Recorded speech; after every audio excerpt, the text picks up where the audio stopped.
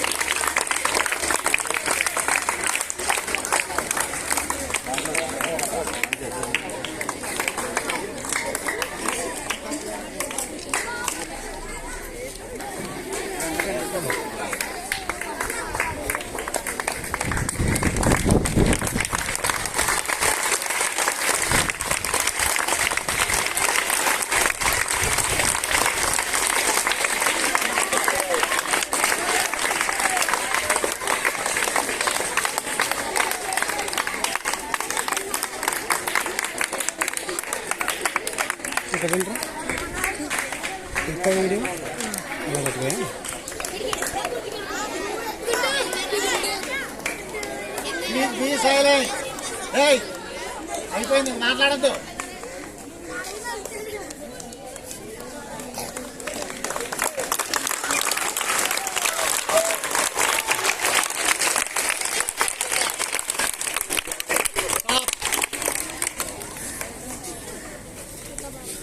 ఈరోజు విశిష్టత గురించి మన ప్రధాన ఉపాధ్యాయులు రెండు మాటలు మాట్లాడాల్సిందిగా కోరుతున్నాం.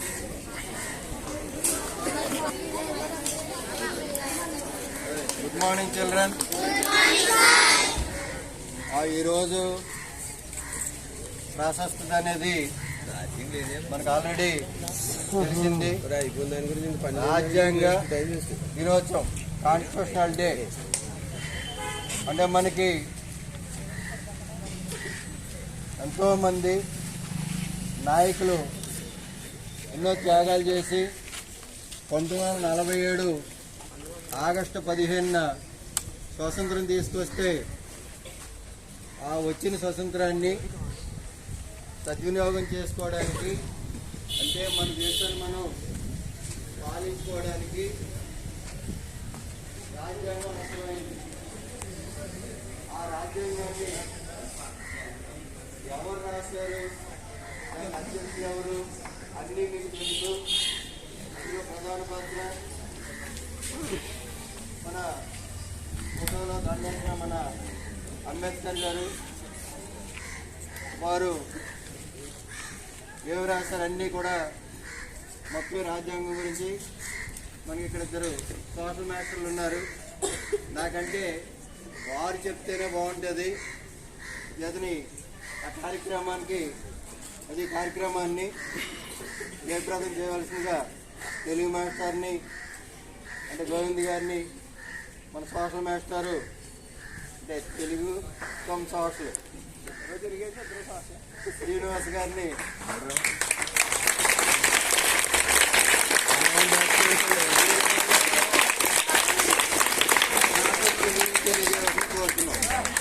ఈ రోజు యొక్క ఇంపార్టెన్స్ గురించి శ్రీనివాస్ గారిని క్లుప్తంగా విద్యార్థులకు వివరించవలసిందిగా కోరుతున్నాను.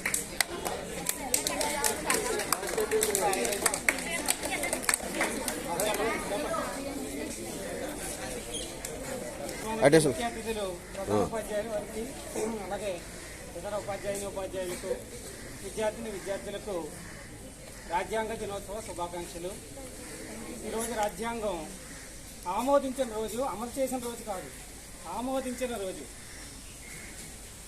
అందుకని దీన్ని రాజ్యాంగ దినోత్సవం అని లాయర్లు కూడా ఇదే రోజు పెట్టుకున్నారు. న్యాయశాస్త్ర దినోత్సవం అన్నారు. మనకు తెలుగు భాషా దినోత్సవం ఉంది, అలాగే మ్యాథ్స్ డే ఉంది, సైన్స్ డే ఉంది, అలాగే సోషల్ డే కూడా ఉండాలని ఈ రోజుని మన సోషల్ డేగా కూడా ఏర్పాటు చేసుకోవడం జరిగింది. న్యాయశాఖ దినోత్సవం కూడా ఈరోజే, మన సాంఘిక శాస్త్ర దినోత్సవం కూడా ఈరోజే. రాజ్యాంగాన్ని ఆమోదించిన రోజు. 47కు ముందు బ్రిటిష్ వాళ్ళు పరిపాలించేటప్పుడు ఇలాంటి రాజ్యాంగం అంటూ లేదు. వాళ్ళు బ్రిటిష్ చట్టాల ప్రకారం పరిపాలించేవారు. వాటిని ఈస్ట్ ఇండియా కంపెనీ వాళ్ళు లేదా బ్రిటిష్ వాళ్ళు 1935 భారత ప్రభుత్వ చట్టం అని బ్రిటిష్ చట్టాలు అంటారు. ఆ చట్టాల ప్రకారం పరిపాలించేవారు. ఆ చట్టాల్లో ఏముండేదంటే ఎక్కువగా బ్రిటిష్ వాళ్ళకి అనుకూలంగా ఉండేవి, భారతీయులకు అనుకూలంగా ఉండేవి కాదు. స్వాతంత్రం వచ్చిన తర్వాత 47లో స్వాతంత్రం వస్తుంది అనగానే ఒక సంవత్సరం ముందే 46లోనే రాజ్యాంగ పరిషత్ అనేది ఒక ఏర్పాటు చేసుకోవాలని చెప్పేసి క్యాబినెట్ మిషన్ అని బ్రిటిష్ మంత్రిత్వ శాఖ ఒకటి ఏర్పాటు చేసుకున్నారు. అందులో మన భారతీయులు రాజ్యాంగ పరిషత్తుని ఏర్పాటు చేశారు. కాన్స్టిట్యూషన్ అసెంబ్లీ అంటారు. దాని ప్రకారం రాజ్యాంగం ఎవరు రాయాలి, 47 స్వాతంత్రం వచ్చేస్తుంది, ఎవరు రాయాలనేది ముందు ఆలోచన వస్తే ఎలక్షన్లు పెట్టాలి. ఎలక్షన్లు పెట్టాలంటే అప్పటికి మనకి ఇప్పటిలాగా స్వాతంత్రం ఇంకా రాలేదు. స్వదేశీ సంస్థానాలనే ఉండేవి. రాష్ట్రాలు, స్వదేశీ సంస్థానాలు, స్టేట్స్, ప్రిన్స్లీ స్టేట్స్ అంటారు. అంటే కొంతమంది జమీందారులు, రాజులు పరిపాలించే భాగాలు ఉండేవి. ఆ విధంగా దానికి ఎన్నికలు జరిపారు. ఫస్ట్ 2 సర్వసత్తాక సామ్యవాద లౌకిక ప్రజాస్వామ్య గణతంత్ర రాజ్యం అని 5 పదాలు చేర్చారు. అందులో 1976లో ఇందిరాగాంధీ ప్రభుత్వం వచ్చి లౌకిక సామ్యవాద అనే 2 పదాన్ని చేర్చింది. అదే రాజ్యాంగం అన్నమాట. 11 నెలల 18 రోజులు పట్టింది. 1946లో మొదలెట్టి 49లో కంప్లీట్ చేశారు. 1949 జనవరి 26కి రాజ్యాంగం రాసేశారు. కానీ 8 నెలల పాటు రాజ్యాంగాన్ని ప్రజల ముందు ఉంచారు. ప్రజలందరూ కూడా చదివి అందులో లోటుపాట్లు ఏమన్నా ఉంటే మార్చుకుని చిన్న చిన్న చేర్పులు మార్పులు చేసి అప్పుడు 1949 నవంబర్ 26ని రాజ్యాంగాన్ని ఆమోదించారు. అప్పుడు ఆమోదం అయ్యింది, అందరూ ఓకే చేశారు. కానీ ఫోర్స్లోకి రాలేదు, ఓన్లీ అడాప్షన్ మాత్రమే అయ్యింది.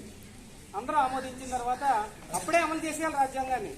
కానీ జవహర్లాల్ నెహ్రూ గారు స్వాతంత్రం రాకముందు 1930లో లాహోర్ కాంగ్రెస్ సమావేశంలో స్వాతంత్రం వచ్చేస్తుందని ప్రకటించారు. 1930లో ప్రకటించాడు ఆయన. కానీ 47 వరకు స్వాతంత్రం రాలేదు. 1930 జనవరి 26ని స్వాతంత్రం వస్తుందని అందరూ సంబరాలు చేసుకున్నారు. కానీ బ్రిటిష్ వాళ్ళు స్వాతంత్రం ఇవ్వలేదు. అందుకని ఆ జనవరి 26 గుర్తుపెట్టుకున్నాం కదా, అదే డేట్ని మనం రాజ్యాంగాన్ని అమలు చేసుకుందాం. నవంబర్లో రాజ్యాంగం కంప్లీట్ అయినా 1950 జనవరి 26ని అమల్లోకి తెచ్చుకున్నాం. ఆమోదించుకున్నడం వేరు, అమల్లోకి తెచ్చుకోవడం వేరు. ఓకే అయిపోయింది, దాన్ని ఆమోదించడం అంటారు. జనవరి 26 రిపబ్లిక్ డే చేసుకుంటాం కదా, అప్పటి నుంచి 1950 జనవరి 26 నుంచి రాజ్యాంగం అనేది అమల్లోకి వచ్చింది. డాక్టర్ బాబు రాజేంద్ర ప్రసాద్ గారు అధ్యక్షులు, drafting committee chairman B R Ambedkar. Ambedkar గారిని ఎందుకంటారంటే రాజ్యాంగ పిత అంటారు, ఫాదర్ ఆఫ్ ఇండియన్ కాన్స్టిట్యూషన్ అంటారు. రాజ్యాంగం రచించిన ఆ త్యాగమూర్తులను స్మరించుకుంటూ రాజ్యాంగ విలువలను కాపాడాలని మరొకసారి అందరికీ రాజ్యాంగ దినోత్సవ శుభాకాంక్షలు.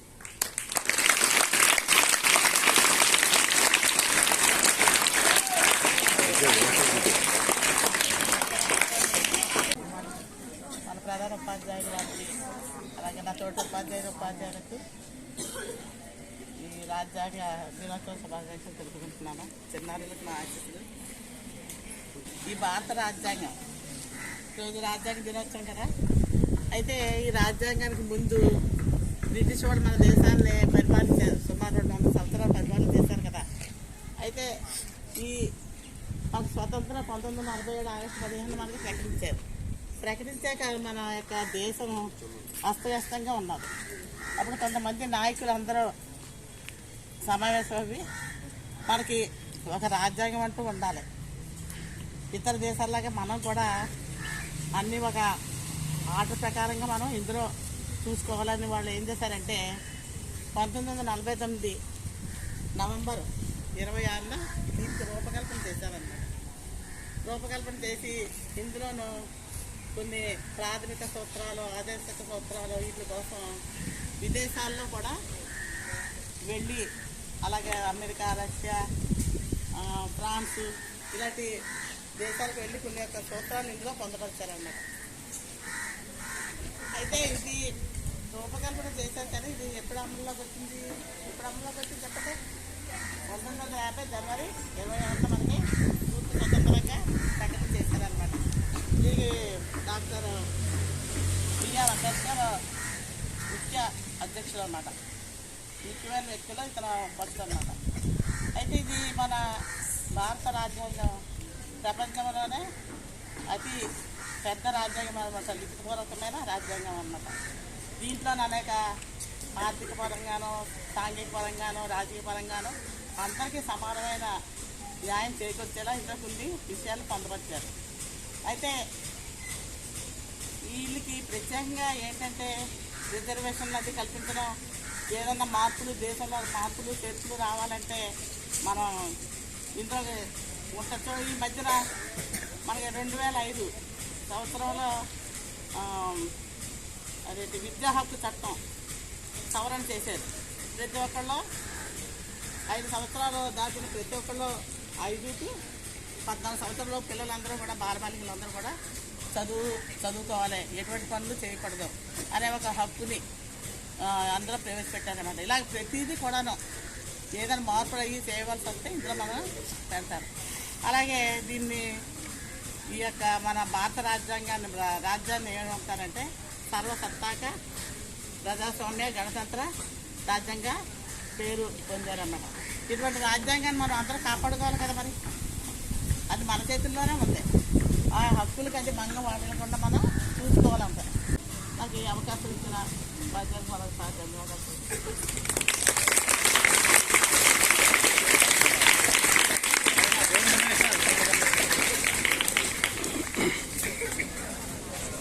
వేదికను అలంకరించి ప్రధాన ఉపాధ్యాయులు గారికి, అలాగే నా తోటి ఉపాధ్యాయులు అందరూ కూడా ఈవేళ కాన్స్టిట్యూషన్ డేగా అందరూ కూడా శుభాకాంక్షలు తెలియజేస్తున్నాను. ముఖ్యంగా మనకి సార్ ఎక్కువ చెప్పారు, మరి అయితే 2 నిమిషాలు చెప్తాను. అసలు మనకి బ్రిటిష్ వాళ్ళు వచ్చారు ఫస్ట్ 1600లో, 1400లో వచ్చారు. 1600 నుంచి వాళ్ళే పరిపాలన చేయడం మొదలుపెట్టారు. 150 సంవత్సరాలు సపోజ్ మనకి బ్రిటిష్ వాళ్ళు పరిపాలన చేసిన తర్వాత మన వాళ్ళు కొంచెం బ్రిటిష్ వాళ్ళు కూడా మంచి వాళ్ళు ఉంటారు. వాళ్ళు ఏం చేశారంటే లా చదవడం మొదలుపెట్టారు ఎక్కువ మంది. ఇలా బ్రిటన్ వెళ్ళి అందరూ కూడా లండన్ వెళ్ళి లా చదవడం మొదలుపెట్టిన తర్వాత ఎడ్మండ్ హ్యూమ్ గారు ఏం చేశారంటే ఏవో హ్యూమ్ గారు ఒక అతను ఉంటారు, వీళ్ళు అడుగుతుంటారు బ్రిటిష్ వాళ్ళని, బడ్జెట్ వాళ్ళే ప్రవేశపెడుతుంటారు. సార్ మాకు కొన్నిసం అడగండి అంటే మీరు ఇలాగ అడిగితే బ్రిటిష్ వాళ్ళు చెప్పరమ్మా, మీరు ఏదైనా ఒక సంఘం ఏర్పాటు చేసుకోమన్నారు. అప్పుడే ఏర్పడింది భారత జాతీయ కాంగ్రెస్ అని. 72 మంది ఇండియాలో అందరూ కలిసి 72 మంది ఒక చోట మీటింగ్ పెట్టుకుని, ప్లేస్లు ఏమైనా పర్వాలేదు, 72 మంది మీటింగ్ పెట్టుకుని ఏర్పాటు చేసుకున్నారు. అప్పటి నుంచి ప్రతి సంవత్సరం కూడా అడుగుతారంట. వాళ్ళందరూ కూడా మనోళ్ళే దాదాపు 9 రోజు వాళ్ళందరూ ఉంటారు అందులోని. బాబు బడ్జెట్ పెట్టేటప్పుడు కనీసం మమ్మల్ని సంప్రదించండి, మమ్మల్ని క్వశ్చనే అడగనివ్వండి అన్న, క్వశ్చన్ ఏమనలేదు, ప్రశ్న అయినవ్వండి, ప్రశ్నలు అయినా అడగనివ్వండి అని ఒకసారి చెప్తారు. ఇలా ఉన్నప్పుడు మనకి మోతీలాల్ నెహ్రూ గారు వాళ్ళ అబ్బాయి అంటారు జవహర్లాల్ నెహ్రూ గారు. ఈ జవహర్లాల్ నెహ్రూ గారు తండ్రి మోతీలాల్ నెహ్రూ గారు, ఆయన లాయరు. అయితే ఈయన ఏం చేసిన ఒక బ్రిటిష్ అధికారిని అడుగుతాడు, మాకు స్వాతంత్రం ఇవ్వండి ఫస్ట్ అని. మీకు ఇండిపెండెన్స్ డే కావాలని అడుగుతున్నారు తప్ప మీకు అసలు ఒక కాన్స్టిట్యూషన్ ఉంది, అసలు రాజ్యాంగం అనేది ఉందా మీకు, మీరు ఏం చేస్తారు, ఏం పరిపాలన చేస్తారని అడిగారు. అప్పుడే 1927లో ఆయన రాస్తాడు. మోతీలాల్ నెహ్రూ గారు ఫస్ట్ రాజ్యాంగాన్ని రచించింది ఆయనే. మోతీలాల్ నెహ్రూ గారు రాసిన తర్వాత 1929లో ఈయన అధ్యక్షుడిగా అవుతాడు. ఎవరు జాతీయ కాంగ్రెస్కి జవహర్లాల్ నెహ్రూ గారిని అధ్యక్షుడిగా చేస్తారు. ఇది లాహోర్ సమావేశంలో 1930లో జరుగుతుంది. 30లో జరిగేటప్పుడు 1930 జనవరి 26ని పూర్ణ స్వరాజ్యం అని ఒక తీర్మానాన్ని ప్రవేశపెడతాడు జవహర్లాల్ నెహ్రూ గారు. అప్పుడు వెంటనే అందరూ ఆమోదిస్తారు. అయితే ఇదే మనకు స్వాతంత్రం, మన నాన్నగారు ఎలాగ రాజ్యాంగం రచించారు కాబట్టి మేము ఇంకా స్వాతంత్రం అయిపోయామని చెప్పి 1930 జనవరి 26ని ఆయన ఏం చేస్తారంటే జనవరి 31ని జెండా ఎగరవేస్తారు మన జెండాని. అప్పటి వరకు మన జెండా ఎగరవేయరు. జనవరి 31ని ఎగరవేసి మాకు పూర్ణ స్వరాజ్యం వచ్చింది, మేమే స్వాతంత్రం అంటారు. కానీ ఈ లోపల యుద్ధాలు జరగడం, మన సాంఘికంగా అందరూ ఐక్యత లేకపోవడం, ఈ సంఘటనల వల్ల ఏం చేస్తారంటే స్వాతంత్రం అనేది రాదు. కనుక 1902వ ప్రపంచ యుద్ధం పూర్తవుతుంది 1945లో. బ్రిటిష్ వాళ్ళు కూడా పరిపాలించే సత్తా ఉండదు. అప్పుడు మనకి రాజ్యాంగ పరిషత్ అనేది 1946లో ఏర్పాటు చేసుకుని దాని బాబు రాజేంద్ర ప్రసాద్ గారిని అధ్యక్షుడిగా ఎన్నుకుంటారు. అప్పుడు అన్ని సంఘాలు ఏర్పాటవుతాయి.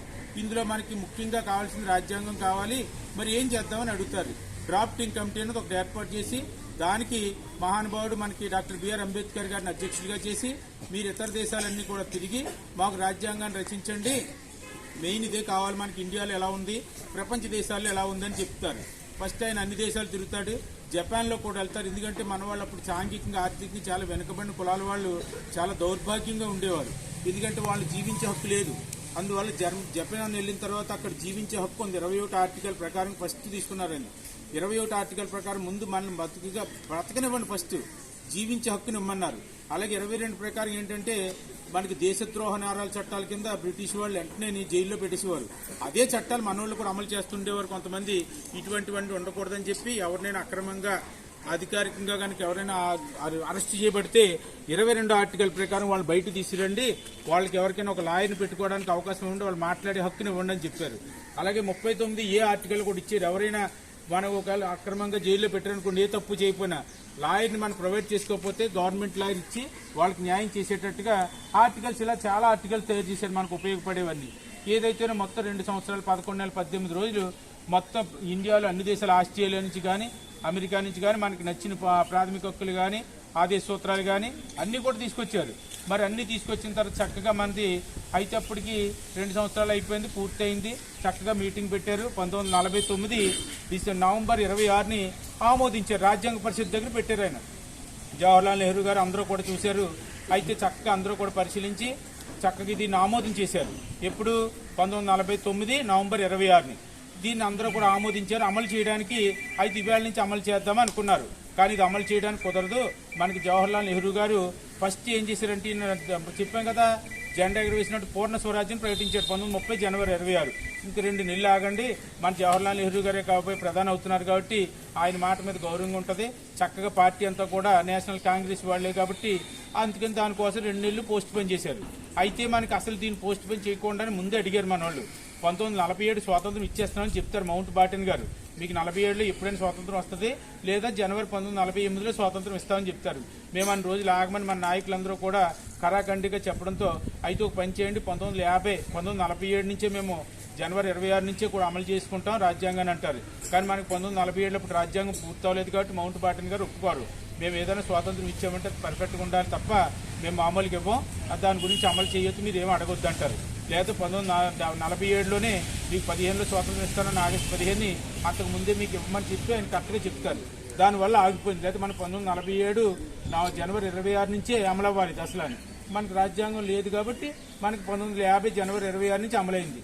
అయితే దీనికి మనం ప్రతి సంవత్సరం కూడా చిన్నప్పటి నుంచి కూడా నేను చదువుకున్న స్కూల్ నుంచి కూడా జనవరి 26నే మనకి అంతా కూడా రిపబ్లిక్ డే జరుపుకుంటున్నాం. కానీ మోదీ గారి ప్రభుత్వం వచ్చింది, 2015 సంవత్సరం వచ్చింది. అప్పటికి మన మహానుభావులు రాసినటువంటి అంబేద్కర్ గారు 125వ జయంతి వచ్చింది. అప్పుడు చక్కగా 125వ జయంతి వచ్చింది. వాళ్ళైతే కాంగ్రెస్ వాళ్ళు, వీళ్ళు బీజేపీ వాళ్ళు. కొంచెం ఆలోచన వచ్చింది ప్రభుత్వ నాయకుల్లో కూడా, మనము కూడా ఏదైనా ఒకటి ప్రవేశపెట్టాలి, కొత్తగా బాగుంటుందని చెప్పి వాళ్ళు ఆలోచించారు. అయితే రాజ్యాంగ పరిషత్ వాళ్ళు మనం చేసిందే కాబట్టి 1925లో మనకి ఈయన 125వ జయంతి వచ్చింది కాబట్టి అసలు రాజ్యాంగం రచించి ఆమోదించబడిన రోజునే కాన్స్టిట్యూషన్ డేగా పెట్టండి. రిపబ్లిక్ డే మామూలుగా చేసుకుందాం, కాన్స్టిట్యూషన్ డేగా పెట్టి పిల్లలందరికీ కూడా అవగాహన కల్పించండి.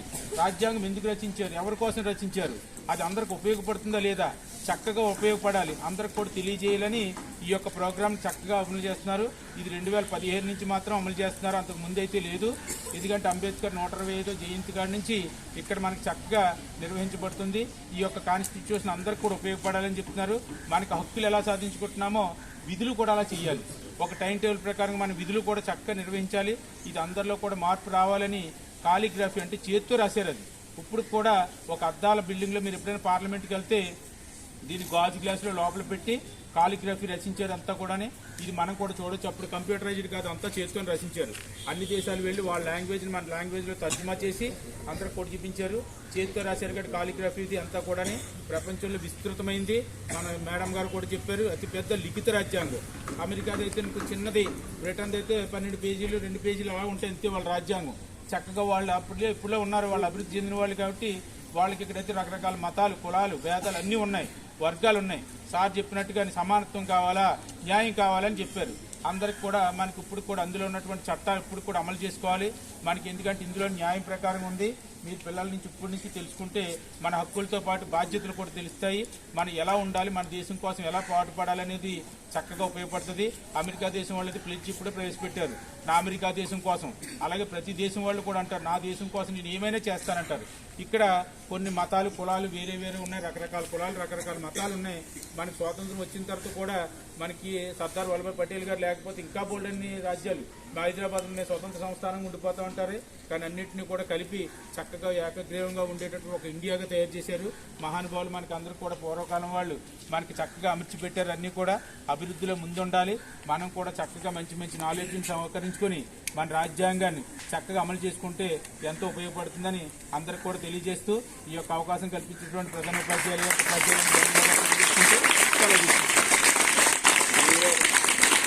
Really, HM sir and teachers, good morning all my friends. Today is very special day. Indian Constitution 26 November 1949 formed day. Formed the Indian Constitution in 1950 January 26 effected. This system long written constitution of world. Evidence is 106, articles is 395. The constitution declares India a sovereign, socialist, secular and democratic republic. Assures citizens justice, equality and liberty and endeavors to promote fraternity. Thank you.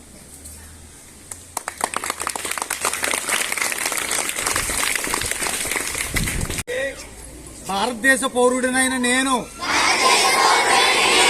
పౌరులు, సమూహాలు, సంస్థలు లేదా పౌర సంస్థల మధ్య ప్రతి వివాదం శాంతియుత మార్గాల ద్వారా పరిశీలింపబడాలని నాగరిక సమాజం యొక్క సార్వత్రిక సూత్రంపై విశ్వాసాన్ని ధృవీకరిస్తూ దేశం యొక్క సమగ్రత మరియు ఐక్యతకు పెరుగుతున్న ప్రమాదం దృష్ట్యా భారతదేశంలో ఏ ప్రాంతంలోనైనా లేదా నా పొరుగు ప్రాంతంలో ఏదైనా వివాద విషయంలో శారీరక హింసను ఆశ్రయించనని నేను ప్రతిజ్ఞ చేయుచున్నాను. జై Hind.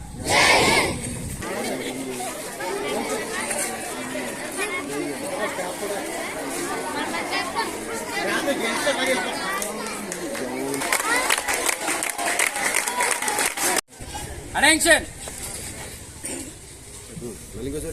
Stand is attention. National